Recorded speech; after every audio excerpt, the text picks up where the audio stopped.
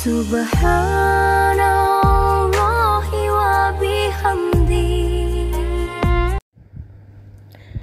Dan memapah serta membawanya ke mana pun dia pergi.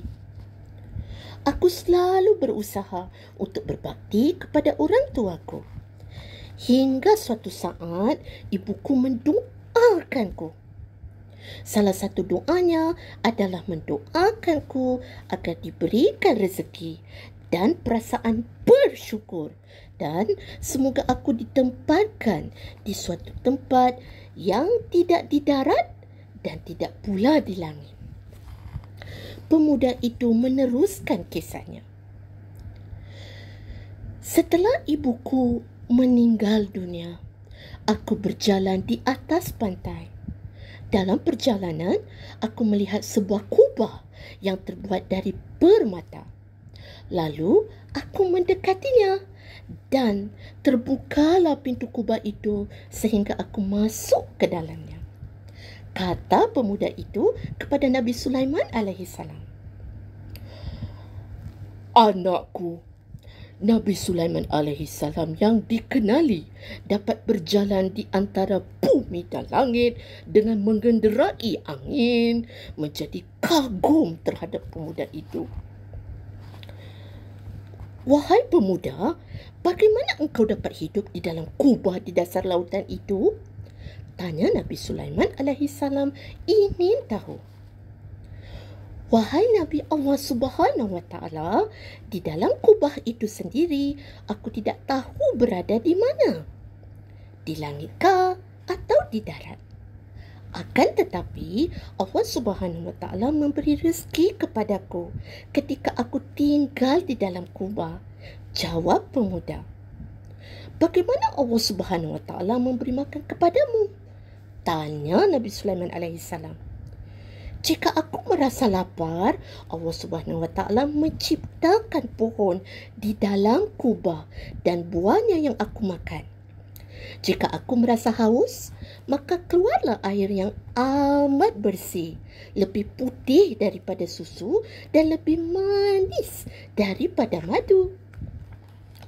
"Lalu, bagaimana engkau mengetahui perbezaan siang dan malam?" tanya Nabi Sulaiman alaihissalam yang semakin kehairanan. "Apabila telah terbit fajar, maka kubah itu pun menjadi putih. Dari situ aku mengetahui bahawa hari sudah siang. Dan apabila matahari terbenam, kubah akan menjadi gelap dan aku mengetahui itu sebagai tanda hari sudah malam," kata pemuda itu. Selesai menceritakan kisahnya, pemuda itu lalu berdoa kepada Allah Subhanahu wa Ta'ala. Maka pintu kubah itu tertutup kembali dan pemuda itu tetap tinggal di dalamnya. Itulah keutamaan yang diperolehi seorang pemuda yang berbakti kepada kedua ibu bapanya. "Sekarang cepat, siapa yang ingin mendapatkan keutamaan dari Allah Subhanahu wa Ta'ala?" "Saya, Abi. Saya, Abi," jawab Nawal dan Naufal.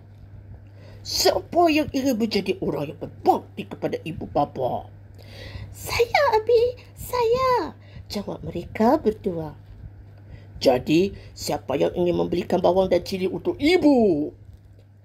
Nawal, Abi," jawab mereka berdua. Mereka berebut-rebut untuk membelikan bawang dan cili untuk ibu. Akhirnya, mereka berdua pun membelikan bawang dan cili untuk ibu. Abi dan ibu hanya tersenyum melihat telatak anak-anaknya. Sekian, dan sebelum mengakhiri seperti biasanya, terdapat pelajaran yang dapat diambil. Pertama, kunci mencintai ibu bapa adalah menyenangi hati mereka dengan taat dan patuh kepadanya. Kedua, rida Allah Subhanahu wa Ta'ala ada pada rida ibu bapa, dan kemurkaan Allah Subhanahu wa Ta'ala ada pada kemurkaan ibu bapa. Ketiga, kita tidak boleh mengucapkan perkataan kepada mereka apalagi berkata kasar kepada mereka. Akhir sekali sebagai penutup mukadimah, firman Allah